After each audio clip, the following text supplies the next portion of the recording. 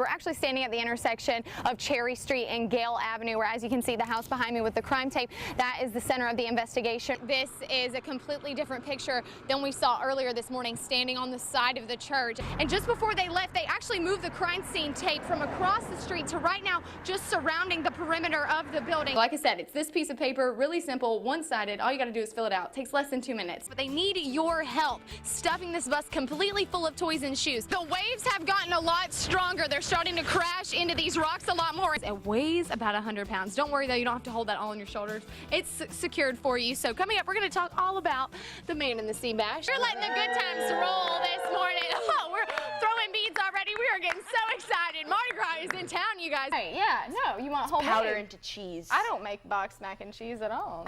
No, one bit. What?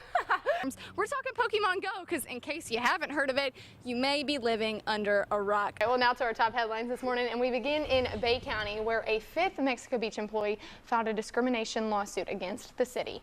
And authorities say they are awaiting autopsy results to identify a man killed in a Panama City Beach house fire last week. News 13's Megan Gannon joining us live from the scene with the very latest. Megan.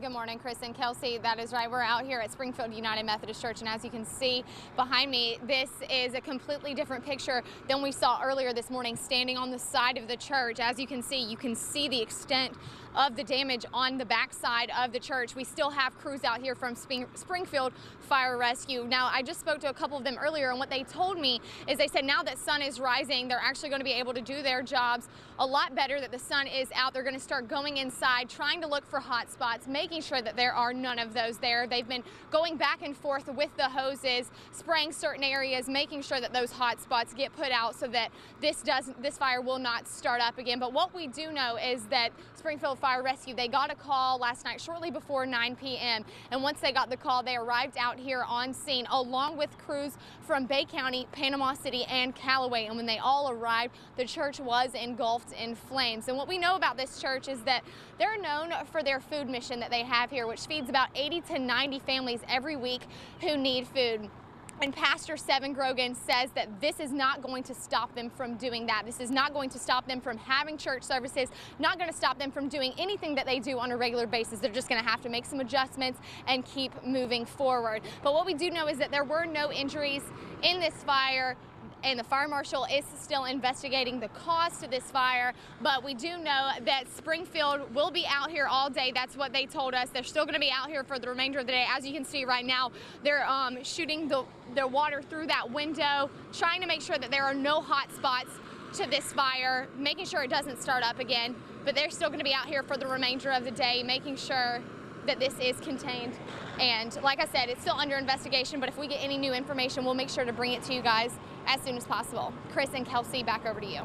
News 13's Megan Gannon has more tonight. Megan.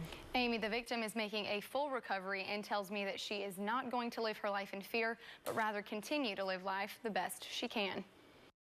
I never at any point did I think that any bad was going to come like that, not at all. On November 27th, shortly before 4 in the morning, Bonifay Police and Holmes County EMS responded to a stabbing at Bonifay Villa's apartments. I was asleep and I woke up in my sleep and somebody was stabbing me in my sleep. 23-year-old Emily Carter says she tried to remain calm for her daughter. I didn't want my daughter to see me die. And so I kept telling her that I loved her. Carter suffered roughly around 40 wounds to the upper back and head. When the police got there, they was like shining their flashlights at me. And I said, you know, just the police tell the ambulance to hurry. I was really starting to hurt. She was transported to Doctors Memorial Hospital for treatment and is now making a full recovery. I'm doing well. I'm doing fine. You know, it's just scarring. That's about it. And, you know, the emotional part of it is kind of, you know, I'm really scared. Thankful to be alive and thankful to everyone who has sent their thoughts and prayers. I'm really appreciative of for everything that everyone has done, from, you know, my old classmates to people I haven't seen in years. They have really come together and they're really praying for me, and I'm just overwhelmed at it, and I'm very thankful for it. Now, the Bonifay Police Department says there are several persons of interest in this matter, and DNA samples have been collected for comparison to items collected at the crime scene. If you have any information, please contact the Bonifay Police Department at 547-3661 or Holmes County Crime Stoppers at 866-689-8477. This sport, Friday night football, has become a staple in the community, almost like a community-wide event every Friday night, and this time was no different. Business trip. An unforgettable trip for the Port St. Joe football team to the Class 1A state championship game. We relish the moment. We know it's not often that you get this opportunity. And an opportunity to represent an entire community. You know, our local commissions, county and city, law enforcement, our employees, everybody's excited. Excited to send the team off, showing them the community has their back. The Florida High School Athletic Association allots each school that's going to the state championship game 300 pre-sale tickets. Now, last year, Port St. Joe, they didn't sell all of their tickets, so they had to give around 100 back. This year, they sold out within days of getting those tickets, and they're hoping to fill the Citrus Bowl in Orlando, just like they fill Shark Stadium on Friday nights. I mean, that fires me up, that fires the whole team up. I'm glad to see all of our friends and family come down to Orlando to support us. Supporting each other, something this community is known for. It's just a small thing that we can do to help them. We support our team. All our officers wear PSJ hats to football games and school events, and we even have some purple and gold on our patrol cars. Something this football team is thankful for. I think the momentum gained throughout the season will be a very big plus for us.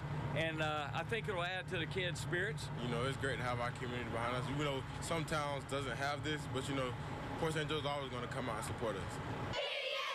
Supporting them all the way. The Port St. Joe Tiger Sharks will play in the Class 1A state championship game tomorrow night in Orlando at 7:07 Eastern Time. So many people are going to the game. Superintendent of Gulf County Schools Jim Norton actually had to cancel school for the entire county because so many people would be absent supporting their Sharks.